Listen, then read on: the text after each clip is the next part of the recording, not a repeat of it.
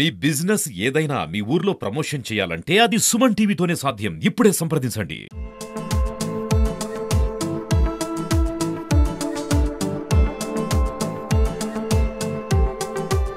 నమస్తే, welcome to Suman TV. వాహనదారులు be alert. Summer అకేషన్లో చాలా యాక్సిడెంట్ జరుగుతూ ఉంటాయి. టైర్ బ్లాస్ట్లు, విపరీతంగా జరుగుతున్న యాక్సిడెంట్లు చాలా దడ పుట్టిస్తున్న పరిస్థితి అయితే ఉంది. ఇదే అంశంపై మనతో మరింత సమాచారం, మరింత డౌట్స్ని క్లియర్ చేసేందుకు మనతో అందుబాటులో షోరూమ్కి సంబంధించిన ఓనర్స్ ఉన్నారు. అసలు బ్రాండ్, అన్బ్రాండ్కి సంబంధించి ఏ టైర్స్ని వాడాలి అనే అంశంపై మాట్లాడడానికి రెడీగా ఉన్నారు. వారితో ఒకసారి మాట్లాడదాం.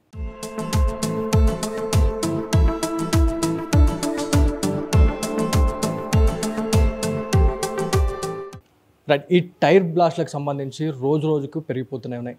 అంటే హైవేస్లో చాలా యాక్సిడెంట్లు అనేది జరుగుతున్నాయి. అసలు ఎందుకు దీనికి? ఇది టైర్ బ్లాస్ట్ అనేది ఏంటంటే ఫస్ట్ కస్టమర్ అవేర్నెస్ లేదు.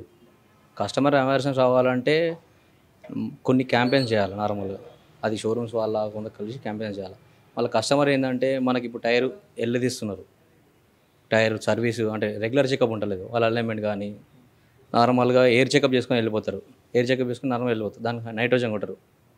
అదొక మెయిన్ కారణం. మళ్ళీ టైర్ సర్వీస్ అనేది మనకి ఎన్ని రోజులు వస్తుంది, దాని గ్రూప్ చెకప్ కానీ, దాని ప్యాటర్న్ ఎలా ఉంది, రెగ్యులర్ ఎయిర్ చెకప్ కానీ అది రెగ్యులర్ ఉండదు.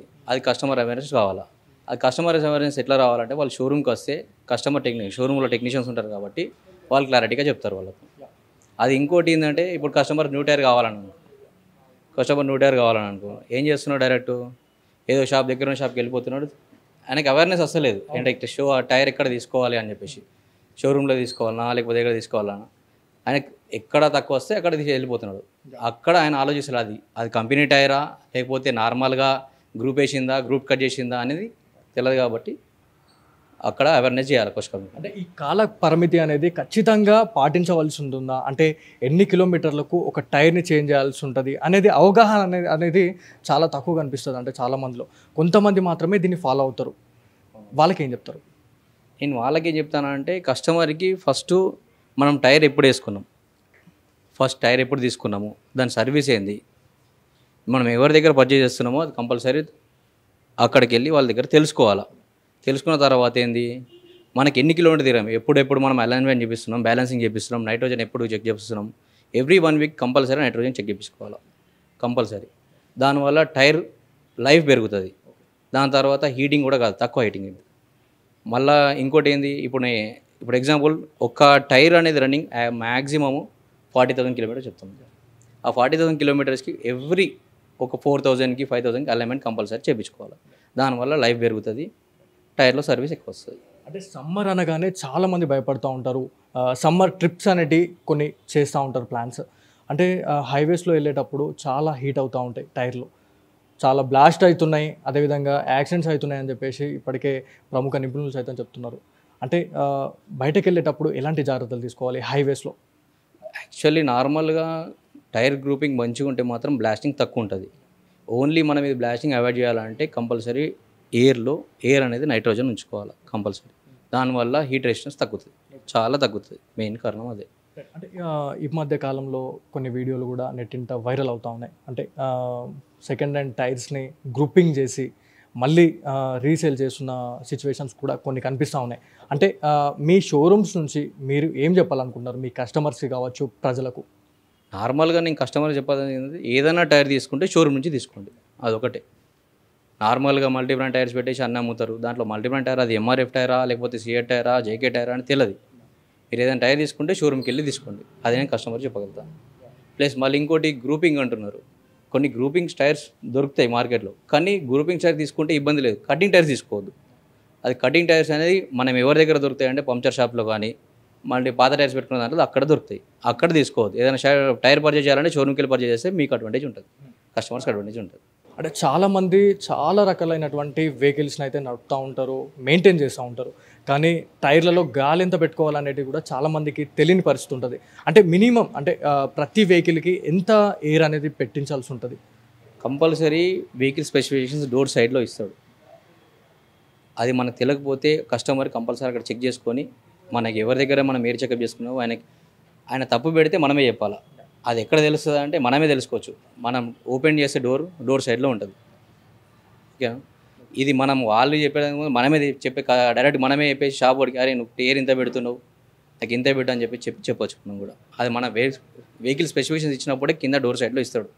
అది మనం చూసుకొని మనం చెప్పొచ్చు. అది పిఎస్ఐలో ఉంటుంది, డైరెక్ట్ బార్లో చెప్పచ్చు. అంటే చాలా వీడియోస్లో కూడా మనం చూసాము, ఏదైతే ఎయిర్ చెకప్కి సంబంధించి కావచ్చు, అదేవిధంగా ఒక టైర్ అంటే ఒక వెహికల్ నడవాలి అని అంటే ఆ టైర్ పైన ఇంతే వేగంతోనే అంటే ఇన్ని కిలోమీటర్స్తో వేగంతో మాత్రమే నడపాలి అని చెప్పేసి కూడా క్లియర్గా ఇన్స్ట్రక్షన్స్ కూడా ఇస్తారు అని చెప్పేసి మనం కొన్ని వీడియోస్లో చూసినాము. అంటే దానికి సంబంధించి ఏం చెప్తారు? దానికి సంబంధించి అయితే ప్రతి ఒక్క టైర్ మీద స్పీడ్ రేంజ్ ఉంటుంది. స్పీడ్ రేంజ్ ఎలా ఉంటుంది అంటే టైర్ నెంబర్ ఉంటుంది నార్మల్గా. ఇప్పుడు ఒక టైర్ ఉంది, అది ఆ టైర్లో ఎగ్జాంపుల్ ఒక షిఫ్ట్ టైర్ ఉంది, 165 ATR14 షిఫ్ట్ టైర్ యాక్చువల్. దాని తర్వాత 88T అని కానీ 88H అని కానీ 88S అని కానీ ఇది వస్తుంది. ఈ SHT అనేది స్పీడ్ ఇండికేషన్. మనం ఎంత మ్యాక్సిమం స్పీడ్ ఇండికేషన్ అది మనం చెక్ చేసుకొని చూసుకుంటే మనం రెగ్యులర్గా వెళ్ళిపోవచ్చు. అంటే ఇప్పుడు not only cars and bikes, heavy trucks కూడా మీరు ఇక్కడ నుంచి డెలివరీ చేస్తూ ఉంటారు, పెద్ద పెద్ద టైర్స్కి సంబంధించి. అంటే దాని గురించి ఏం చెప్తారు? అంటే కొన్ని బయట చూసుకుంటే కట్టింగ్ టైర్స్ని కూడా రీమ్యానుఫ్యాక్చరింగ్ చేసి సేల్ చేస్తూ ఉంటారు బయట. అంటే మెయిన్గా బయట చూస్తే ఏదైతే లారీలు కావచ్చు, బస్సులకు సంబంధించి చాలా టైర్ బ్లాస్ట్లు అనేవి జరుగుతూ ఉంటాయి. దీనికి సంబంధించి ఏం చెప్తారు? టైర్ బ్లాస్టింగ్ ఏంటంటే నార్మల్గా లారీ వాళ్ళు కానీ ట్రక్ కానీ వాళ్ళు ఇప్పుడు కొందరు ఏంటంటే ఆ ప్రైస్కి అంటే దానివల్ల ఇప్పుడు నార్మల్గా ఏంటంటే కొందరు దాని ఎబిలిటీ ఉంటుంది, కొందరు కొనే ఎబిలిటీ ఉండదు. వాళ్ళు ఏం చేస్తారంటే నార్మల్గా గ్రూపింగ్ చేస్తారు. ఇప్పుడు ఎగ్జాంపుల్ ఒక టైర్ ఉంది, ఆయన దగ్గర టైర్ ఉంది, ఆ టైర్ వర్కింగ్ ఉంది.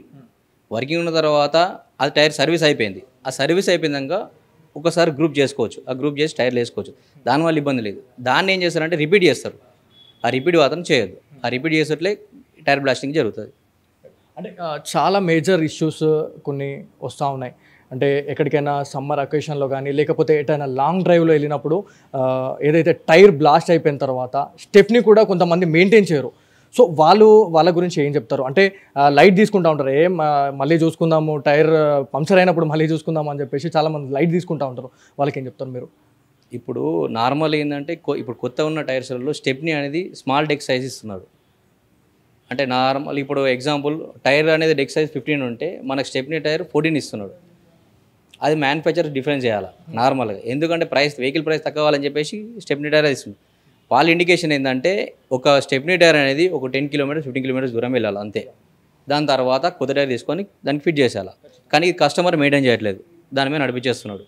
దానివల్ల వెహికల్ ఇబ్బంది అవుతుంది, అలైన్మెంట్ పోతుంది, మళ్ళీ టైర్ అనేది సర్వీస్ రాదు.